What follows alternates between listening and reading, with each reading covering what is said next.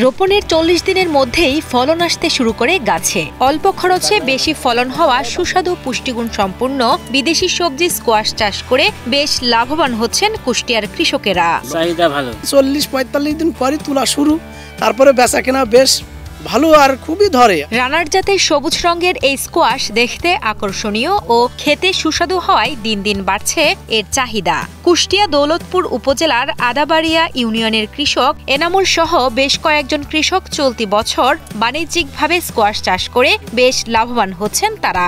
শীতকালীন কুমড়া জাতীয় এই সবজির গাছ থেকে গড়ে ১৫ থেকে ২০টি স্কোয়াশ সংগ্রহ করা যায় এবং ফলন আসার পর টানা ১.৫ থেকে ২ মাস পর্যন্ত উত্তোলন করা সম্ভব হয়। রোগবালাই কম, অনুকূল আবহাওয়া ও বৃষ্টিপাত না হওয়ায় কৃষকেরা এবার লক্ষ্যের চেয়েও বেশি ফলনের আশা করছেন। প্রচুর ফলন, যদি ৫০০ টাকা মনেও বেজি তবু একটা চাষির পোষায়া যাবে, অন্য আবাদ থেকে অনেক লাভবান। গত বছর পরীক্ষামূলকভাবে স্কোয়াশ আবাদ করেছিলেন কুষ্টিয়ার শৌখিন কৃষক এনামুল। পরবর্তীতে ভালো ফলন পাওয়ায় চলতি বছর বাণিজ্যিকভাবে আবাদ করেছেন তিনি। বিদেশি এই সবজির চাহিদা থাকায় ঢাকা সহ দেশের বিভিন্ন স্থানে বিক্রি করা হয়। এবছর লাখ টাকার স্কোয়াশ বিক্রির আশা করছেন বলে জানান কৃষক এনামুল। আপনার ১ লাখ টাকা আমার টার্গেট। খরচ তুলনামূলক অন্য ফসলের থেকে কমই আছে। ওর দেখা দেখে আমি করেছি, ফলন ভালো হয়েছে, গতবার বিক্রি করছে ভালো দামে। ওর দেখা দেখি এবার আমি করছি ১০ কাঠা।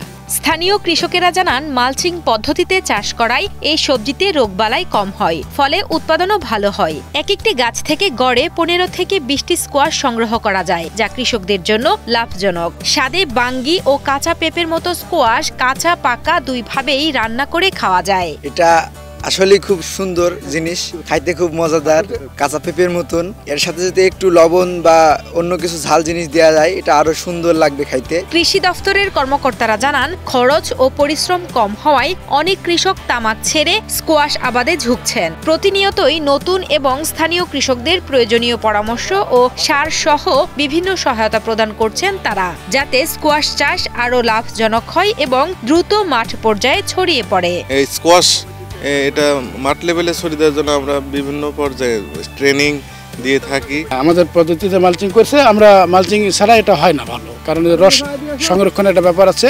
যশোর অঞ্চলের টেকসই কৃষি সম্প্রসারণ প্রকল্প পরিচালক রমেশ চন্দ্র ঘোষ জানান অল্প খরচে স্কোয়াশ আবাদে ভালো ফলন পেয়ে স্কোয়াশ আবাদে ঝুঁকছেন কৃষকেরা। প্রতিনিয়তই কৃষকদের সকল ধরনের কারিগরি সহযোগিতা দিচ্ছেন বলেও জানান তিনি।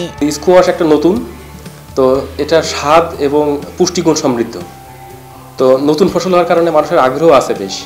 এবং আমাদের দেখবেন যে প্রতিটা গাছে আমরা দেখেছি যে একটা গাছে প্রায় ১৫-২০টা করে স্কোয়াশ আসতেছে এবং প্রতি পিস স্কোয়াশ বিক্রি করতেছে কমপক্ষে ৫০ টাকা।